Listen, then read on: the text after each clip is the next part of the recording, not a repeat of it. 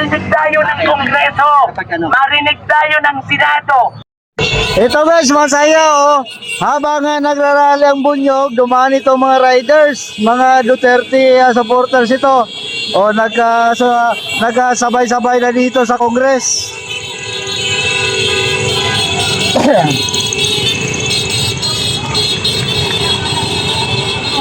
So dalawang grupo, no? Duterte supporters and BBM, ano?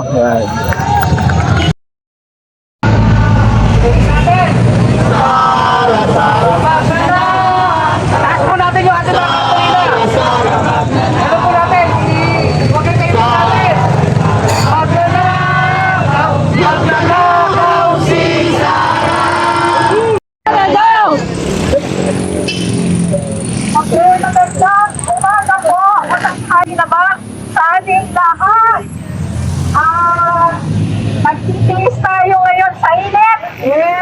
Nagmamarcha.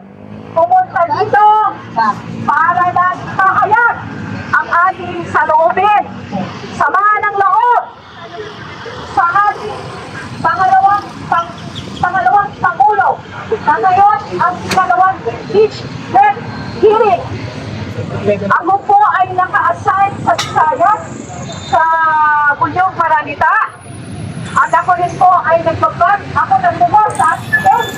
Nag-focus ako about tama. Kasi magkita ko talaga ang sabi pagka walang konsensya niya.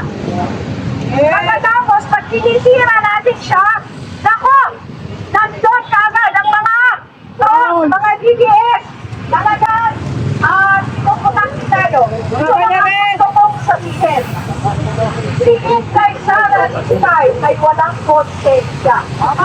Yes! Ito nga ang ating tarpaulin. Duterte, panagutin, Inday Sara now. Kasi nga, wala nga siyang konsensya. Siya, halimbawa. Meron tayo dapat ito ating tema. Ang bayan ay naghihirap or naghihirap ang bayan para inusay ang naman. Tama? Yes! Ang dami inusay, milyones na inubos lang sa ilang araw. Alam natin yan, di ba? Samantalang ang mga Pilipino ay hirap. Ang mga malabita, lalong naghihirap. Lalo na ngayon, sa panahon na ito, na nagsigaasan ang mga presyo. Dahil sa langis, dahil sa gera. Pero ang ating pangalawang Pangulo, mayroon pang konsensya, mayroon pang malasakit? Wala! Pakuwalitan! Pag tinitira siya sa social media, nandun ang dami kaagad propaganda. Kasi Sara ay ganito, kasi Sara ay matulungin, kasi Sara ay may pagtulong, alali mo makikita, dahil siya kaagad marami. Pero tunay ba yun? Hindi! Tama ba yun? Hindi! Dahil alam natin hindi. Kaya nga siya i-fix niya yun eh. Dahil ang saling ebidensya na siya ay ustad, na siya ay nagwawaldas, walang pakialam, walang pakundangan, walang konsensya, na kanyang inunustay ay pera ng taong bayan. Na binabayad lahat ng taong nagbabayad ng buwis, kahit mahirap nagbayad ng buwis, pinagbabayad isa. Pero anong ginawa? Walang pakundangan na inunustay. Kaya ayan ang sinasabi ko, may konsensya na siya. Wala! Nakikita ba niya ang kahirapan o ang kalagayan ng mga mahirap? Hindi! Mga maganda. Nakikita ba niya yun? Anong ginagawa niya?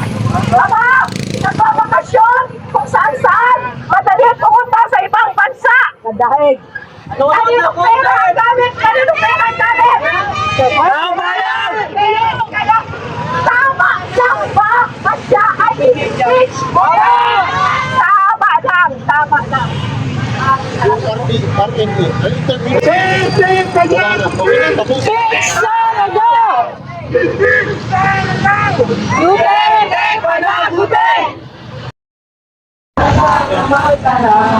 Bakit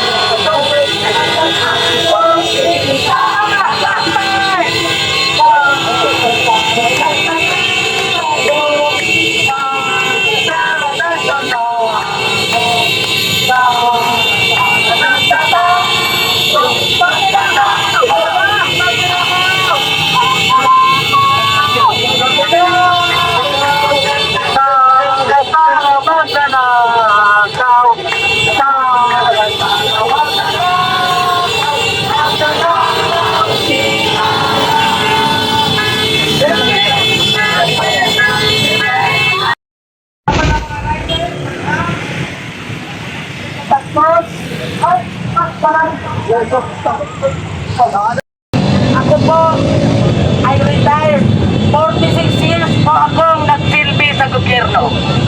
Kaya alam ko po ang mga proseso ng pagliliquidate ng mga pondo ng gobyerno. At ang ginagawa ni Sara Duterte ay labag na labag sa proseso ng liquidation of funds. Naging regional manager po ako.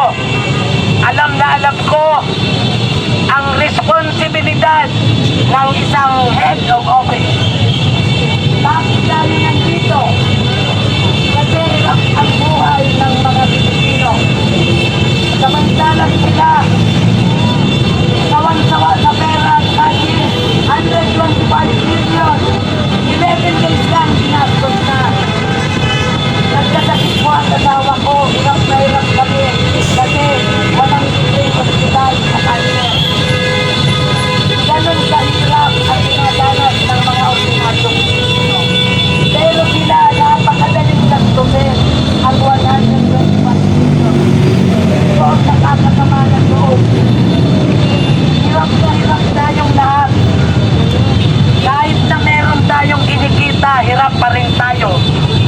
Bakit ang mga magnanakaw sa gobyerno napakasarap ng buhay? Ngayon, ayaw nilang humarap sa paglilitis. Bakit natin ito ipinaglalaban?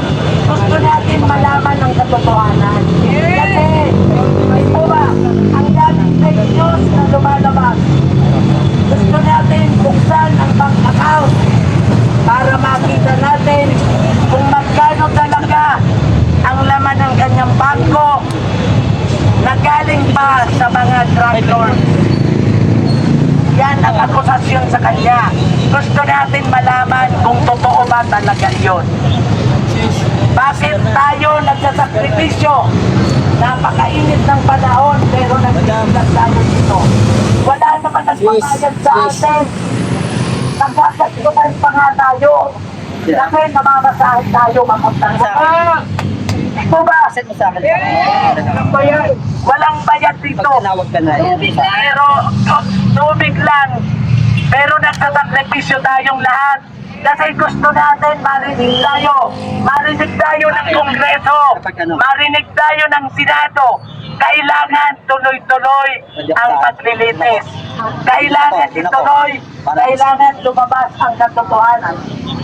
Sara Duterte, panagutin! Duterte!